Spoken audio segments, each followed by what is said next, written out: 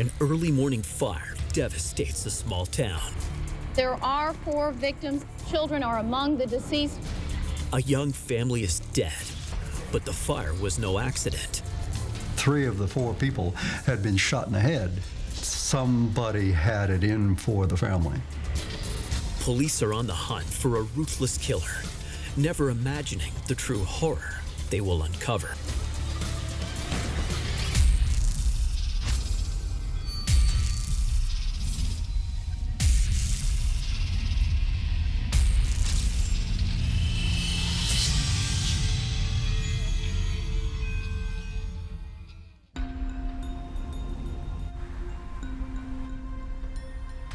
Vinton, Virginia, an all-American town nestled in the Blue Ridge Mountains. To its 8,000 inhabitants, violence is something you see only in the movies or on big city newscasts. It's the kind of place where everybody not only knows each other, but watches out for each other and is aware of what's going on next door. That illusion of safety is forever shattered in August of 1994. In the early morning hours, a Vinton resident finds a neighbor's house ablaze. He prays the young family who lives there is not inside. Anyone in there?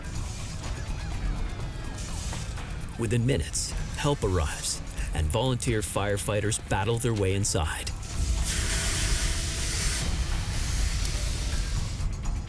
The fire had heavy smoke, a real thick black smoke, to the fact that it had blackened the walls.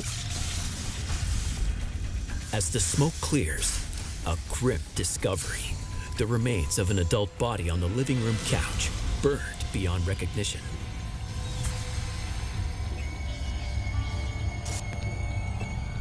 In the first bedroom, they find a second victim. There's a gun at his feet. First responders dread entering the second bedroom. Their worst fears are confirmed when they find 2 children holding each other, both dead. Police have confirmed, Keith, that there are 4 victims. They have not identified any of them at this point, and as you said, they did say that children are among the deceased. The names haven't been officially released, but everyone knows this is the home of the Hodges family. Blaine, his wife Teresa, and their children Winter, age 11, and Anna, 3. All lying dead in their charred home. It was not out of the norm to assume that it was just a terrible tragedy, that just somehow or other overnight this house caught on fire and this family died in a fire. And it was as simple but as heartbreakingly tragic as that. But investigators quickly learn whatever happened here was no accident. The floor is slippery, suggesting an accelerant was used to start the blaze. And outside the home, another ominous clue. The phone lines had been cut to this house. Someone wanted to prevent communications from leaving the house. We don't have an accidental fire. We don't have a fire that just occurred. We have something that we have to investigate to determine who would do something like this. The medical examiner autopsies the bodies and very quickly concludes that neither fire nor smoke inhalation was the cause of death for any of them. Blaine Hodges and his 2 daughters were all shot in the head. Blaine has 1 entry wound in his temple. Both girls were shot twice at close range. .22 caliber bullets were recovered from the child that I did the autopsy on. And it was evident that the muzzle of the gun was within inches of the head at the time the shot was fired. The 4th body is so badly burned that it's difficult to identify. But using dental records, the medical examiner determines it is Teresa Hodges. She wasn't shot. Ligature marks found around her neck during the autopsy confirmed she was strangled. In Teresa's case, whoever had killed her really had a wish to see her suffer, it seemed to me, and that she died a worse death than perhaps the rest of the family. After killing the girls upstairs, the assailant returned and doused Teresa with an accelerant, hoping that a blazing fire would destroy all evidence of this terrible slaughter. It seemed like the fire was concentrated downstairs in hopes that fire would just engulf the house and everything would fall. As investigators attempt to put the pieces of the puzzle together, a town struggles with this incomprehensible loss. In a small community, just about everybody knows everybody. And when this happened in the town, it was devastating news. That how could something like that happen? That these children were killed, the parents was killed.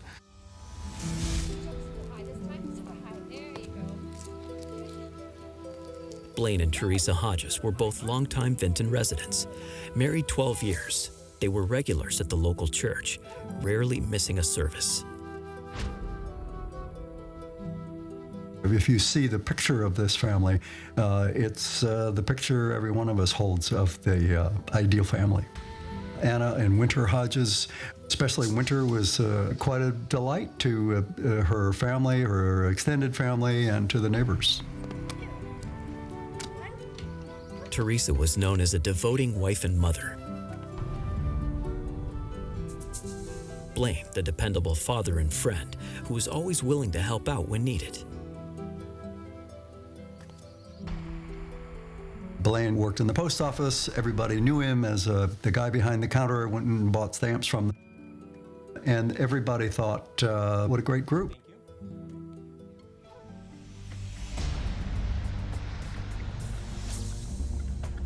But police learned that in recent months, the family seemed to be struggling. The day before the fire, they hadn't made their regular appearance in church, and neighbors had heard that Blaine had recently lost his job at the post office.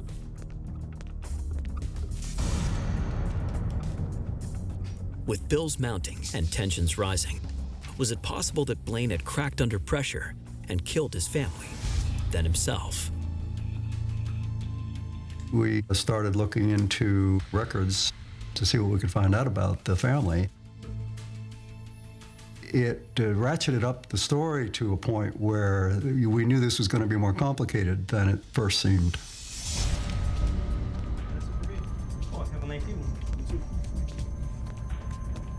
Turns out Blaine Hodges wasn't as squeaky clean as he appeared. 6 months earlier, struggling to provide for his family on his modest salary, he tried to solve his financial problems by taking matters into his own hands.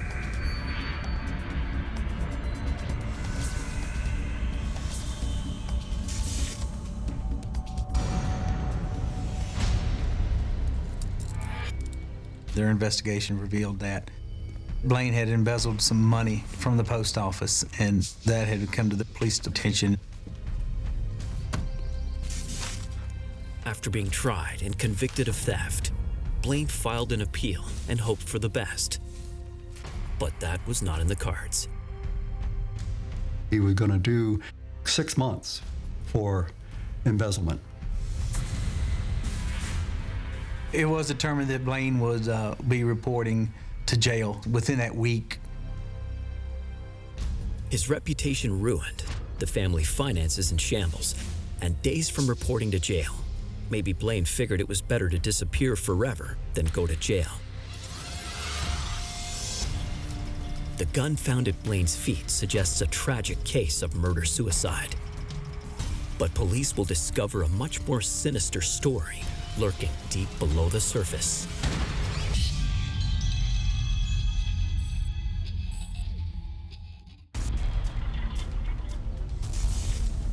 In the ashes of a raging fire, the Hodges family has been found dead, and investigators now believe they may have been victims of a murder-suicide. The prime suspect is the father, Blaine Hodges. After financial pressures drove him to steal, the postal worker was convicted of theft and headed to prison just days before the family was killed. Did shame and desperation drive him to murder?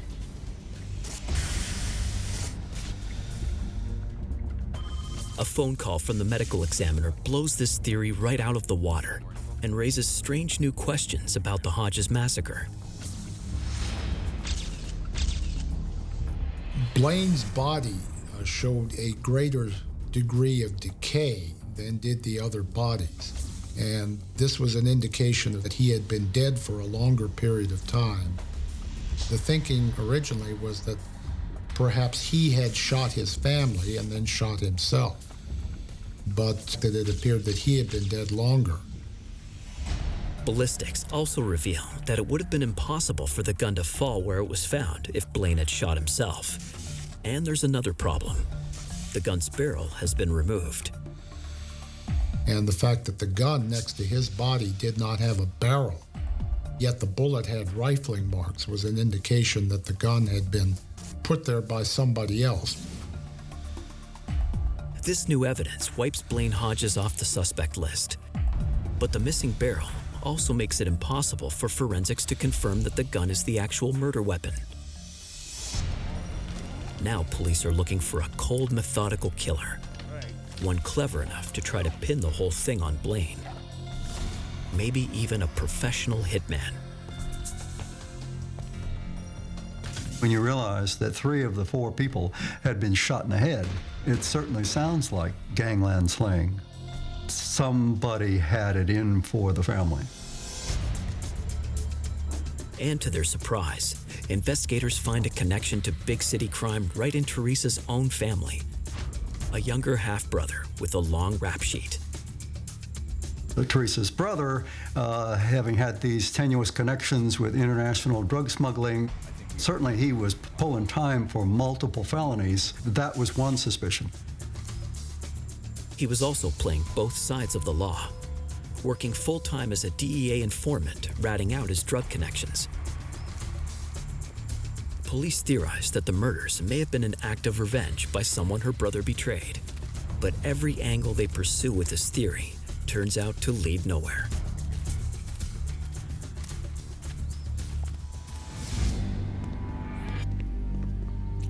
Meanwhile, officers start going door to door in Vinton the afternoon of the fire, hoping to find a witness who may have seen something. See if they saw anything suspicious. No, I haven't heard anything.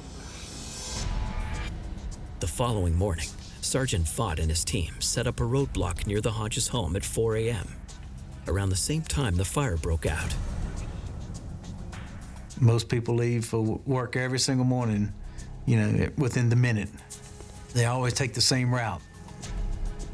They're gambling that one of the regular commuters saw something and can help in the investigation.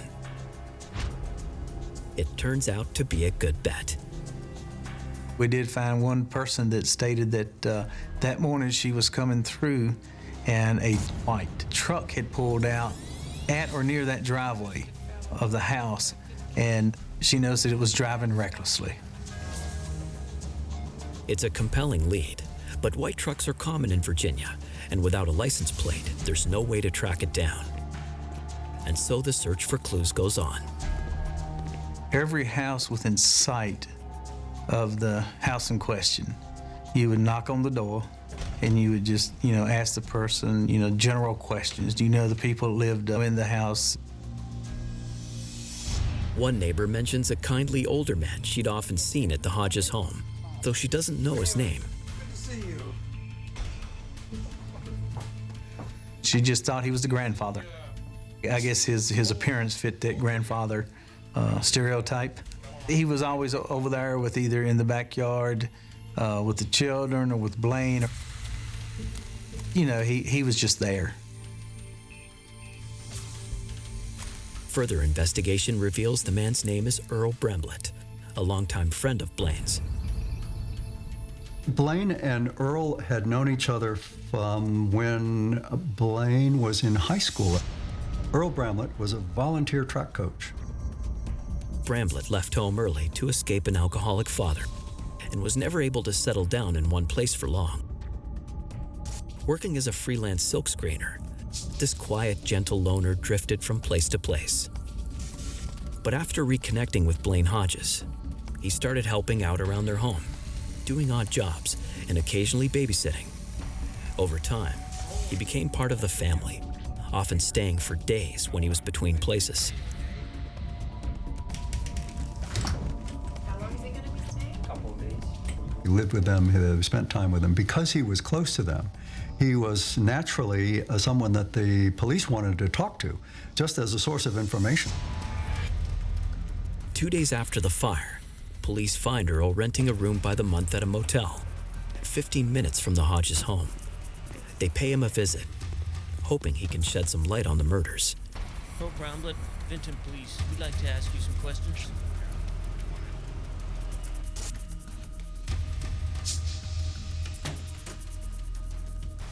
We're just doing a routine investigation on the Hodges fire accident recently.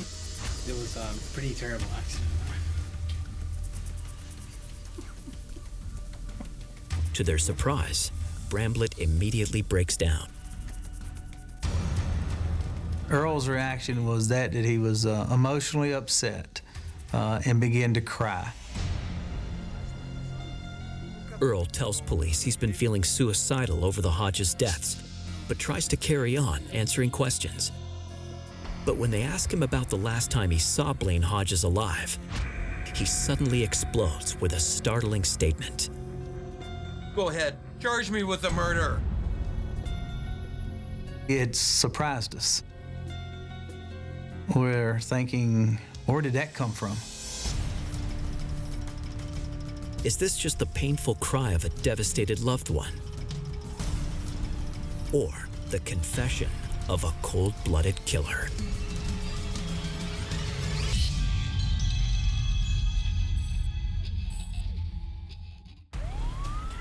While investigating the quadruple homicides of Blaine Hodges, his wife Teresa, and their daughters Anna and Winter, detectives have come across a close family friend named Earl Bramblett, who has just had a confusing emotional outburst. Go ahead, charge me with the murder. That word, murder, gets the police's attention immediately. No one outside law enforcement knew the Hodges had been crime victims. Earl had only been notified that the family had perished in the fire. Why would you make a statement like that? Why would you even include that word with no information coming from the police department about what truly had happened? On the other hand, it's not surprising that the 52-year-old loner would be devastated by grief. Over the years, he'd become part of the Hodges family, watching the girls grow up as he helped Blaine and Teresa around the house when he wasn't working as a silkscreener. This gentle loner was so often with the Hodges that it's not surprising he was one of the last people to see them alive. Ice cream's on me. The weekend before the Hodges fire broke out on Monday morning, Earl Bramblett took Teresa and the girls out on the Blue Ridge Parkway, where a National Park ranger observed them and took note of the group of them just innocently having a good time out on the late summer day. Well, you guys have a great day. It seems impossible that this longtime friend could now be suspected of slaughtering the family he loved so much, but police know they have to consider all possibilities.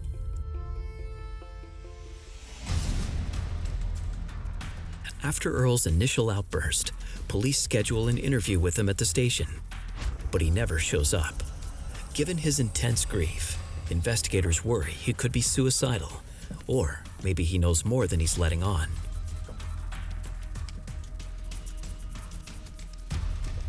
But instead of checking on the suspect directly, they come up with a clever way to find out if there's something he's not telling them.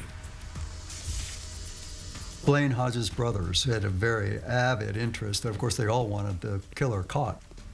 One of the Hodges brothers approached Bramblett to see what he could get out of him, and the police had set him up to wear a wire. He was recording the conversation. I have not done anything. Why don't you tell him that? I'm an innocent man. My lawyer said I do not have to talk to the police. According to the brothers, Earl claimed to know nothing about the murders or who would want to harm the Hodges family. But on the way out, something odd catches their eye. There was some rounds found in the couch in the living room. It was a .22 caliber. They're the same caliber rounds used in the murders, enough for police to get a search warrant. They actually brought Earl out of the hotel room, and he sat in my car while the search was ongoing. He just sat there and he stared at that door. He would ask me what they was looking for, what are they doing? My reply was, I don't know. Inside, everything appears normal. Investigators find a number of pictures of Bramblett with the Hodges family over the years, confirming their close relationship, but no smoking gun. His white truck matches the description given by the witnesses at the roadblock. And there are those .22 caliber bullets on the floor. But while it's highly suspicious, it's only circumstantial evidence, not enough for an arrest.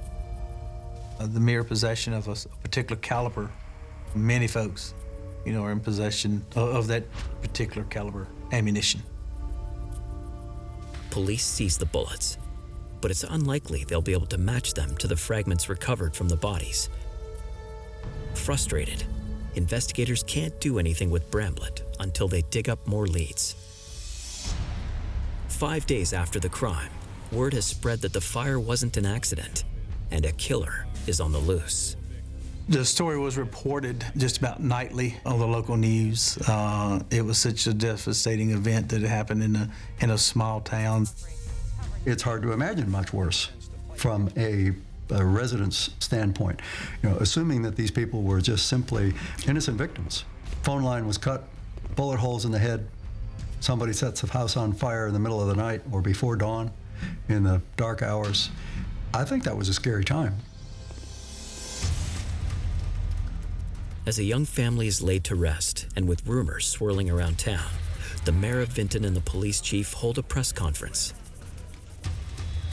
I don't think the citizens of Vinton need to be concerned about their safety at this point. The chief of police tells the media that the slayings were a calculated crime, not a chance encounter with a madman. For 5 more days, the investigation spins its wheels without any new information. Then an unexpected call comes in from the sheriff's office in Shelby, Indiana, 600 miles away.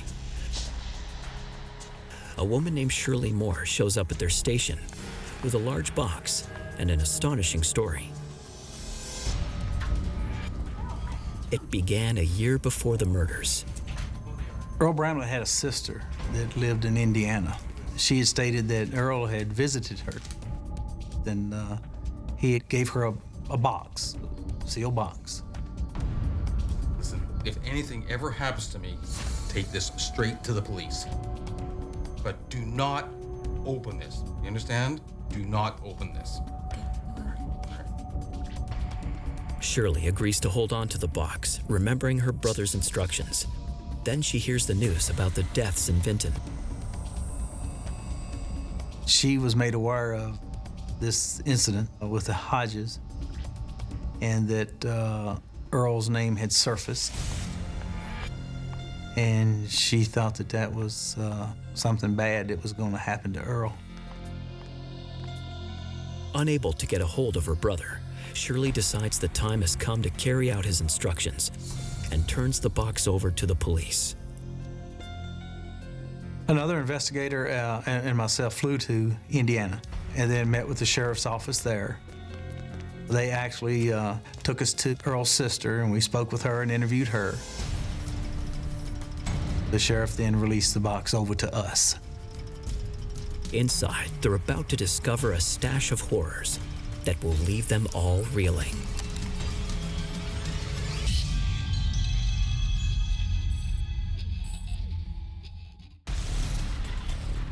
Police investigating the murder of the Hodges family in Vinton, Virginia, have zeroed in on a close family friend named Earl Bramblett. Go ahead and charge him with the murder. Go ahead. They haven't yet secured enough information to arrest him, until now.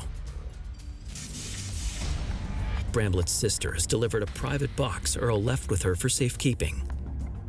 And police are about to discover what he's been so desperate to keep secret. You know, there was several cassette tapes in there. Some of them were self-made, some of them had Earl's voice on them. The box contains over 60 tapes. Some are secret recordings of conversations he had with the Hodges family. But most of the tapes consist of Earl's personal audio journals. Among Earl Bramlett's quirks of behavior is he liked to record his own musings, and he made audio recordings of his own thoughts that went on for hours. The tapes reveal that despite outward appearances, Earl's relationship with Blaine has been strained for some time. I'm beginning to realize what a backstabbing, cheap mother I've got for a friend. He's trying to set me up. In the tapes, Earl claims the Hodges family is working with police to frame him in hopes of erasing Blaine's embezzlement charges. He says the Hodges are spying on him and enticing him sexually in order to get him to slip up. But the most delusional and disturbing detail of all is that his alleged seductress is 11-year-old Winter. Earl Bramlett would be riding around in his truck or talking on the phone, or in some cases actually almost interviewing the girls, particularly Winter Hodges. He had Winter on tape, audio tape, talking to her about his fantasies. And it was clear that this was the kind of thing that a 50-year-old man shouldn't be discussing with a little girl. Earl Bramlett in the recording says, "She does things that are so mature, so erotic, that it would blow your mind. The way she eats a popsicle, plunging it in and out of her mouth. When nobody else is looking, she'll look me straight in the eye, she'll spread her legs a little bit." This is Earl Bramlett reciting what he says an 11-year-old girl is doing. I don't know how you can spread your legs that far apart. How do you do that? What? How can you spread your legs that far apart? Hasn't he ever seen you without your shirt on? Oh, God, what do you think I am? I mean, I see you all the time because you're tumbling and your shirt falls off of you and stuff like that. Well, Earl, it's none of your business to look that close. Well, you always ask me to look, and it's hard not to, you know? Well, don't look anyway. Where the rest of us might just see an innocent child, he suddenly starts seeing something that might be seductive. And very often pedophiles will say, "She seduced me," because he had created an eroticized context for her. He was seeing her as a sexual temptress. From the moment I first heard and saw these transcripts, finally, I had a sense of the motivation, that it really was, even though it was disgusting and fundamentally vile, that it was as simple as Earl Bramlett, as a child molester or a pedophile, had an unnatural interest in this 11-year-old girl. Also in the box are dozens of photos, almost all of them of Winter. The reason he gave the box to his sister, because it's one of the most precious possessions he had. He was recording these things, you know, these reminiscences, these tapes, etc. that he obviously used to arouse himself. He couldn't bring himself to destroy them. Not only did he not destroy this damning evidence, but he also practically confessed to police when they first spoke to him. I think that guilt played a big part in it. That's why he had this psychological leakage. He was in a state of agitation. Something went off the rails. That kind of conflict and neurosis is dangerous, because when the right circumstances, the right stimuli are in the situation, it'll trigger an outburst. Earl Bramblett is looking as guilty as they come. But even though his box of secrets has exposed him as a pedophile, it doesn't prove he's a mass murderer. Investigators now must find hard evidence to show that his dark obsession drove him to kill the object of his affection and her entire family. Back in Vinton, officers grill Bramblett's co-workers at the silkscreen shop. One of them tells police Earl showed up at work around 5 a.m. the morning of the murders. The business is about a 20-minute drive from the Hodges' home, and the fire was first reported around 4:50 a.m. So the timing works. The co-worker also tells police he saw Earl messing around with a bucket in the corner of the shop. There was a pair of jeans found at Earl's workplace. They was found in a container with some chemical that the jeans had been washed in. While the pants are sent off to the crime lab for testing, investigators uncover a gold mine in the dumpster out back. Dozens of Bramblett's discarded drawings and memoirs of his murderous fantasies. When the results come back on Bramblett's jeans, the substance found on the soaking fabric provides the strongest evidence yet. The pair of jeans that had kerosene or an accelerant on them, he had dumped in a bucket, which unbeknownst to him, set that flammable material in place. And so he may have thought he was putting them in a washing machine, but he was doing just the opposite. The substance is the same kind of petroleum-based accelerant used to start the fire at the crime scene. Between the drawings, the pants, and the tapes, investigators believe they have plenty for an arrest warrant. But to their dismay, the DA finds the evidence too circumstantial. The only way to guarantee an arrest is to place Earl Bramblett at the crime scene during the time of the fire, or somehow link him to the physical evidence from the bodies. Hoping to find clues in his past that will help them know, detectives scour his personal history, only to discover this isn't the first time he's been suspected of murder. 20 years earlier, he had a silk screening business in Roanoke, Virginia, staffed with attractive young women. There seemed to be a sign of some predilection for young girls whom he would hire to work in his silkscreen shop. And there were some stories about him having relationships with some of them. Some girls complained about Bramblett touching them and running his fingers along the bottom of their skirts. He'd also been charged with molesting a 10-year-old girl, but was acquitted of the crime. Then in 1977, two local 14-year-old girls, Tammy Akers and Angela Rader, went missing. Tammy and Angela were kind of wild and crazy kids. They were doing things like stealing cars, partying all night, running away from home. He formed a relationship with them. At the time, Bramblett was a suspect in their disappearance. Perhaps Bramblett had actually abducted them and done something horrible to them.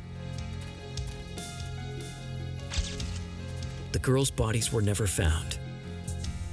And though suspicion swirled, no formal charges were ever filed against Earl Bramblett. Then one night, what sounded like guilt seemed to get the better of him. He was at a party and he'd been drinking too much, and they started talking about some of these girls, and he broke down and started crying and saying, "I wish I hadn't hurt Tammy." Now, did that mean that he'd wish he hadn't had a sexual relationship with her, or was he actually responsible for her abduction? That was never clarified. Had Bramblett killed those girls to cover up his sick obsession? 20 years later, did he do the same in wiping out the Hodges family?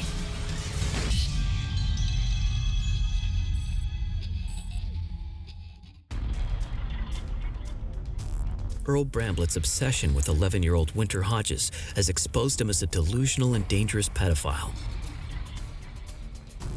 After years of successfully concealing his obsession, did the Hodges family discover his dirty secret and confront him, sparking a murderous rage.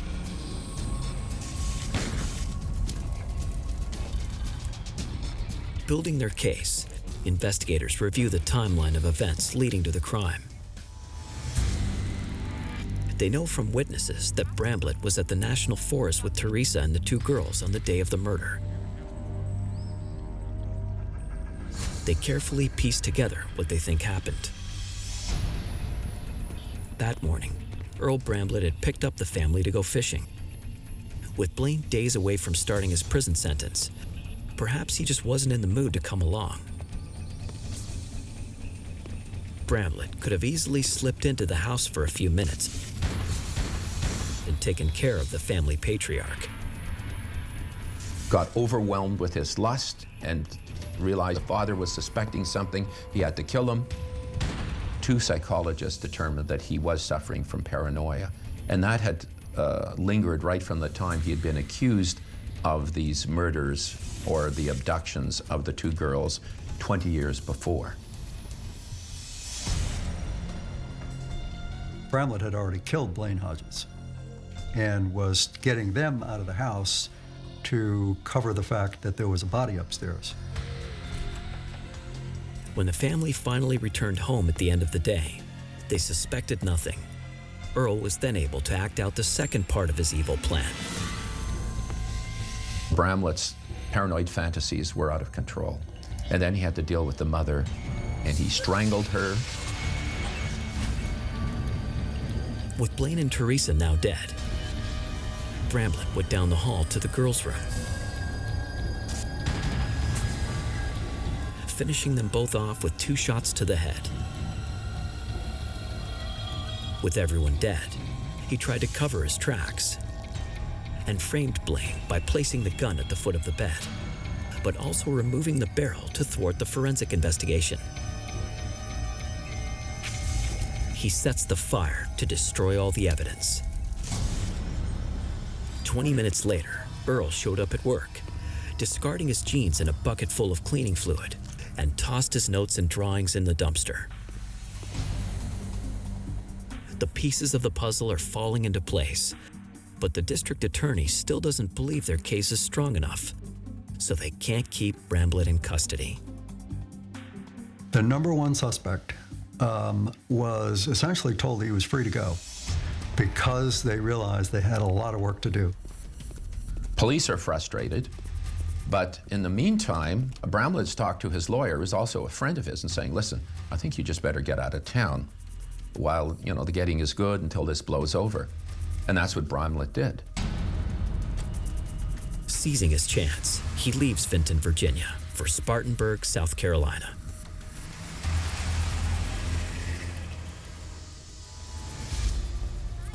There, he begins his new life in his new town with a seemingly clean slate. For 2 years, police keep an eye on his movements as they continue to work the case, hoping he curbs his sick urges long enough for them to get him to trial. Somehow, they have to link Bramblett directly to the shots that killed the Hodges, so detectives ship both the .22 caliber bullets found in his truck and the bullet fragments recovered from the autopsies to the FBI forensics lab.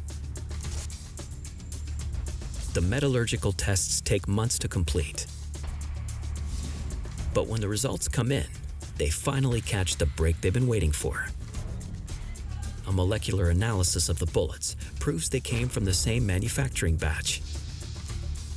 That was a very important piece of evidence that those bullets could be compared and that they would have such a close match of the compound from the factory where they was made. After years of frustration, they now have proof that Earl Bramblett purchased the bullets used to kill Blaine and his daughters. And at last, the DA gives his okay for an arrest.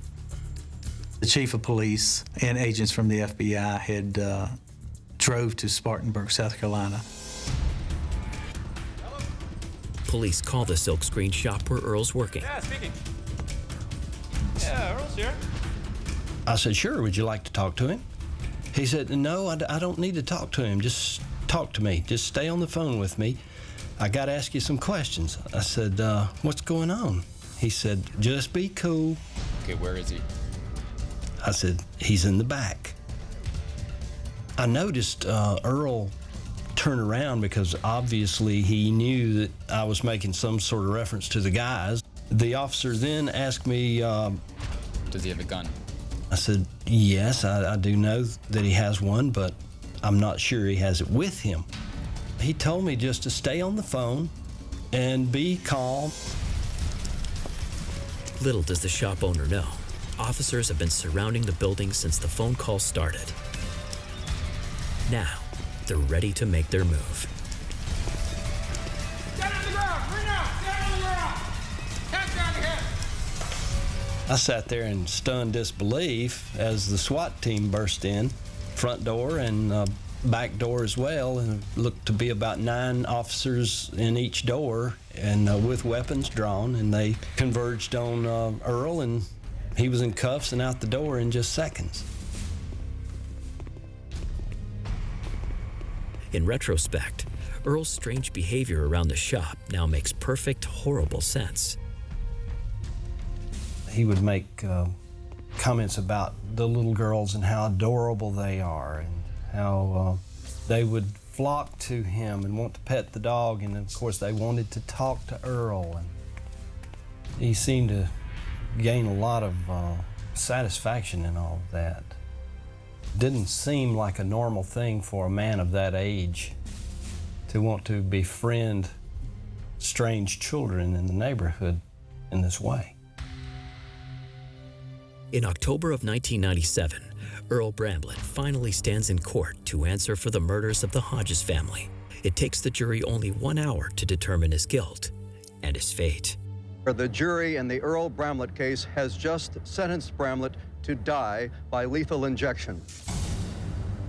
My conclusion after studying this phenomenon for a long time is that pedophiles are born that way. They happen to be attracted to young children more than they are to mature individuals. People like that do not change. They just can be controlled. They need to keep reminding themselves of what they are, and they need to stay out of harm's way.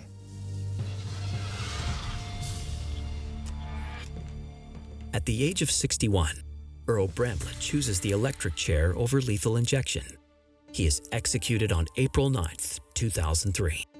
Justice may have been served, but Vinton, Virginia will forever be haunted by this tragic story. That is the worst crime that's ever happened in the history of that town. Horrific crime that's never, thankfully, been ever repeated. But it goes to show you, though, no matter what type of community you live in, you're not immune from any of this.